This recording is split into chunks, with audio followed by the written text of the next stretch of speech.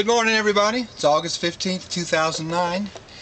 I'm Barry, and I'm here to share a nice little magical mystery with you this morning, and I'm going to take it out of one of my magic books.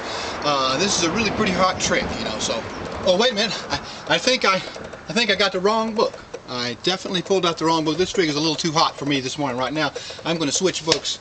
I'm going to get the right book. Here's the book I wanted to use. Actually, this is my favorite magic book. Now, this next trick comes right out of my book, and it is a rather lengthy trick, so I thought I might need the book. Now, some of you might ask, Barry, how long is this trick? And I'd say, well, it's about this long right here. Yeah. Well, I did say it came right out of the book. Now, Will Rogers entertained people for years with nothing but a rope and political humor. I don't use political humor because nowadays it's just too darn easy, but I can share with you some of the magical rope mysteries that Will used to do. Now, Will was fond of tying, one of his knots was the world's fastest knot. Let me show you how it works. Would you like to see it again?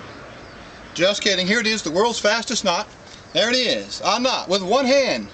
Well, I realize that's probably not that impressive, but I can share with you some of the other mysteries that Will used to do. Now, Will was fond of tying the overhand knot. He said the overhand knot was something anybody could tie. All you have to do to tie the overhand knot is to make a loop, pull the end right through the loop like that, and you have a nice overhand knot. If you want to, you can reach up, pull that knot off just like that, and put it down here in your pocket. Now, for those of you who may have missed this, I'll do it one more time. The overhand knot, all you have to do to tie it, you make a nice loop like this, you pull the end through the loop, and you have the overhand knot. And if you want to, you can reach up, pull that knot off just like that right there. You have that knot pulled off, and put the knot down in your pocket. Now, there were some knots that Will thought would be impossible to tie. For instance, Will thought it would be impossible to take the two ends of the rope, and with the two ends of the rope, he'd take those and tuck them down into his pocket like this. And with the two ends of the rope tucked safely in his pocket, Will thought that it would be impossible to do this, to tie a knot in the rope without using the ends.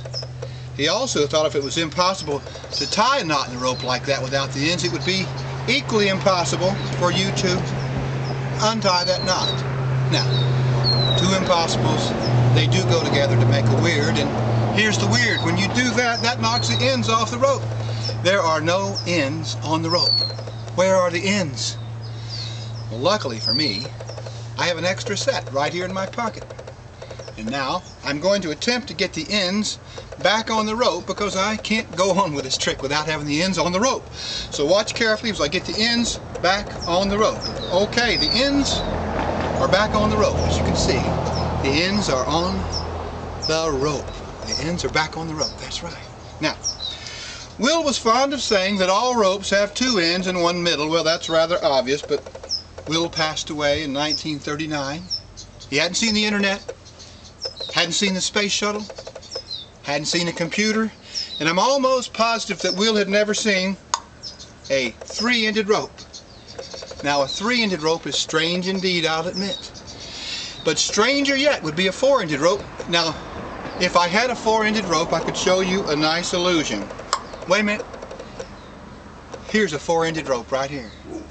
Now, with a four-ended rope, the illusion that I could show you, of course, we still have one middle, but the illusion I could show you would be that I could take two of the ends, push them over here like this, pull them out here like that, and tell you that I have two ropes.